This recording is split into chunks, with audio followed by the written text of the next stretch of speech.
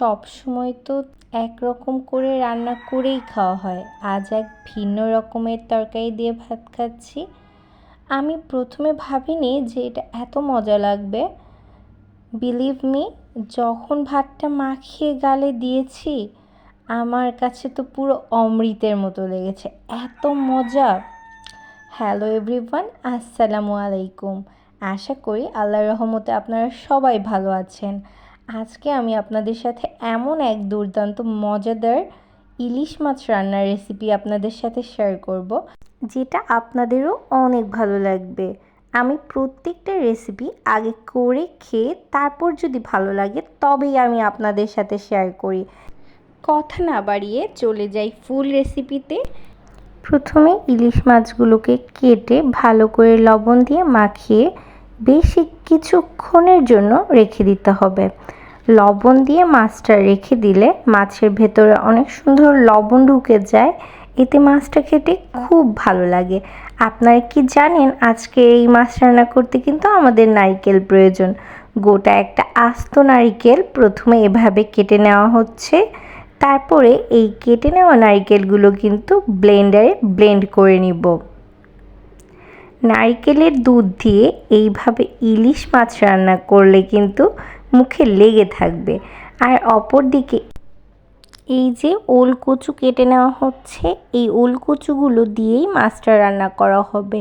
এই ওল কচুগুলো কিন্তু অনেক বেশি মজা হয় যদি এটা খুব সুন্দর সিদ্ধ হয়। তবে প্রথমেই কুসুম গরম পানি দিয়ে এই ওলটাকে খুব ভালোভাবে ধুয়ে নেওয়া হয়েছে। আর অপর দিকে এই যে আমি নারকেলগুলোকে ব্লেন্ড করে নিলাম। এখন এই নারকেল থেকে দুধ বের করে নেওয়ার পালা। প্রথমেই ওই যে মিশ্রণটার সাথে কিছু পরিমাণ একটু পানি মিক্সড করে খুব সুন্দর করে ছেঁকে নিয়ে নারকেলের দুধ বের হয়ে গেল। এই নারকেলের দুধটাই মূলত এই রান্নার মূল উপকরণ। এইটা কিন্তু অবশ্যই লাগবে। একবার এইটা দিয়ে রান্না করে খেয়ে দেখেন না কেমন মজা লাগে। আমার কাছে তো খুবই মজা লেগেছে। কিছু পরিমাণ পেঁয়াজ বেটে নিলাম। রান্নার উপকরণ তো সব সেমই, কিন্তু এই যে নারকেলের দুধ এটাই তো এক্সট্রা। আমি এখানে পরিমাপ মতো 1.5 চামচের মতো হলুদের গুঁড়া, সজের গুঁড়া, মরিচের গুঁড়া এই সব উপকরণগুলো দিয়ে নিলাম। 1.5 চা চামচের মতো জিরার গুঁড়া, এই সব উপকরণগুলোকে দিয়ে মশলাটাকে খুব সুন্দর করে কষিয়ে নিতে হবে।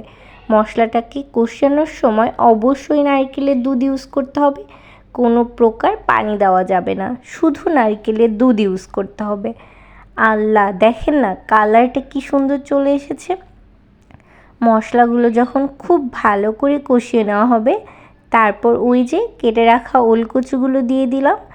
এখন এইটা দিয়ে খুব সুন্দর করে কষিয়ে নিব। খুব সুন্দর করে কষিয়ে নেওয়া হচ্ছে। কষিয়ে নেওয়ার জন্য আমি আবার অল্প একটু দুধ ইউজ করলাম।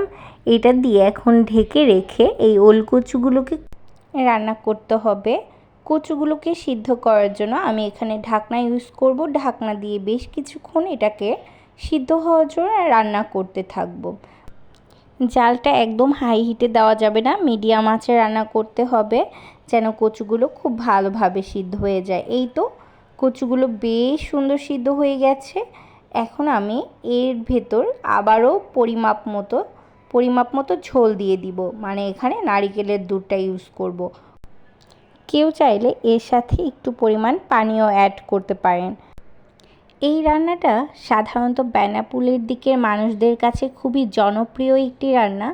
আমরা সাধারণত এই টাইপের রান্না খুব কমই করে থাকি, বাট যখন আমার শাশুড়ি মা বেনাপোল ছিল উনি ওখান থেকে এই রান্নাটা শিখেছে। তার হাতের এই রান্নাটা খেতে ভীষণ মজা লাগে, তাই ওনার কাছ থেকেই শেখা এই রান্নাটা খুবই মজাদার। আর ঝোলটা খেতেও খুবই মজা লাগে, কারণ এখানে নারকেলের দুধ ইউজ করা হয়, একটু হালকা হালকা মিষ্টি লাগে, ঝাল লাগে, সব মিলিয়ে দারুণ খেতে এই মাছ। তৈরি হয়ে গেল বেনাপোলের বিখ্যাত নারকেল দুধের ইলিশ রান্না। কেমন হয়েছে অবশ্যই কমেন্টে জানাবেন। আর আপনারা সবাই অনেক ভালো থাকবেন। আল্লাহ হাফেজ।